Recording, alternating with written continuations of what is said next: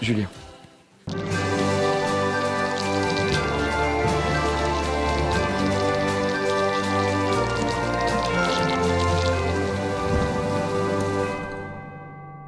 Bonsoir et bienvenue au Club des explorateurs de l'imaginaire ludique. Et oui, pour cette nouvelle saison, Indecis fait peau neuve et adopte un nouveau look, un nouveau décor et un nouveau slogan. Mais rassurez-vous, le principe de l'émission n'a pas changé, on parlera toujours de jeux de rôle papier. Et quoi de mieux pour commencer cette nouvelle saison que de parler de la 3e édition d'un monstre sacré, Warhammer, le jeu de rôle fantastique. Une nouvelle version qui a fait couler beaucoup d'encre. L'univers de Warhammer, le jeu de rôle, est le même que celui de Warhammer, le jeu des batailles fantastiques. Il s'agit d'un univers médiéval fantastique sombre et désespéré, où différents peuples s'affrontent ou s'allient pour combattre la marche inéluctable des légions du chaos. Le jeu de rôle Warhammer dépeint le milieu du 21e siècle de cet univers. L'Empire, la principale nation humaine, est dirigé par l'empereur Karl Franz depuis 2 décennies. Un beau jour, une comète à 2 queues déchire le ciel. Symbole de Sigmar, le fondateur quasi mythique de l'Empire, cette comète est perçue comme le signe que la fin des temps est proche.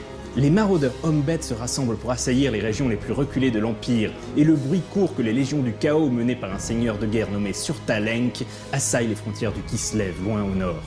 L'influence pernicieuse du chaos commence à se répandre au sein de la population, et des cultes hérétiques font leur apparition, complotant dans l'ombre. Devant l'ampleur de la menace, Karl Franz réalise que l'Empire n'a aucune chance s'il doit faire face aux forces du chaos tout seul.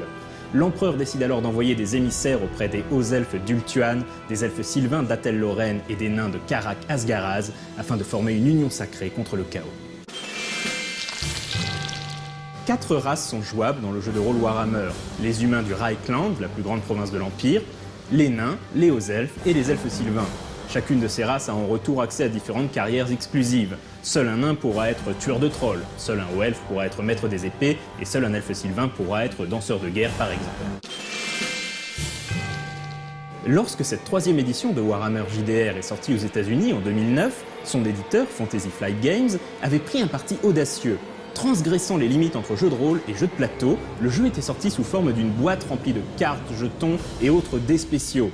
Carrière, pouvoir, objets et actions étaient représentés sous forme de cartes que le joueur pouvait jouer le moment venu. Évidemment, cette approche, au demeurant très intéressante, divisa profondément les fans. Après une 2e édition considérée comme l'un des monuments du jeu de rôle, cette 3e mouture avait pour certains un air de trahison. On n'était pas loin d'entendre parler de casualisation du jeu de rôle. Un autre inconvénient de cette version était son prix, puisque tout était vendu sous forme de boîtes et d'accessoires, le jeu faisait rapidement mal au porte-monnaie. C'est sans aucun doute pour s'épargner cette controverse que l'éditeur du jeu en France, Edge, a décidé de ne pas sortir la boîte, mais a préféré publier 2 livres de base, un destiné aux joueurs et l'autre aux maîtres de jeu, et vendre séparément les accessoires. Les livres de base contiennent par ailleurs en appendice une version allégée des règles, pour ceux qui ne souhaitent pas utiliser les accessoires. Les pratiquants de la version allégée devront toutefois acquérir le set de dés spéciaux. Ces dés de couleurs représentent différents types d'actions et d'événements. Dés de défis, de caractéristiques, de prudence, d'expertise, de fortune, d'infortune et de témérité. A noter que cette version allégée de Warhammer JDR s'étale quand même sur environ 150 pages. Avec cette 3e édition de Warhammer JDR, Fantasy Flight Games a essayé de proposer une approche radicalement différente du jeu de rôle, au risque de s'aliéner les fans de la première heure, toujours un peu conservateurs. Même si à titre personnel je reste attaché au principe du jeu de rôle qui ne nécessite qu'un crayon, des dés et de l'imagination, j'applaudis les efforts effectués pour sortir des sentiers battus du jeu de rôle et proposer quelque chose de, je n'irai pas jusqu'à dire révolutionnaire, mais en tout cas rafraîchissant. Quoi qu'on pense du résultat, en France nous avons une édition hybride qui devrait permettre à tous les joueurs d'y trouver leur compte. Quant à moi je vous dis à dans 2 semaines, et d'ici là, jouez bien!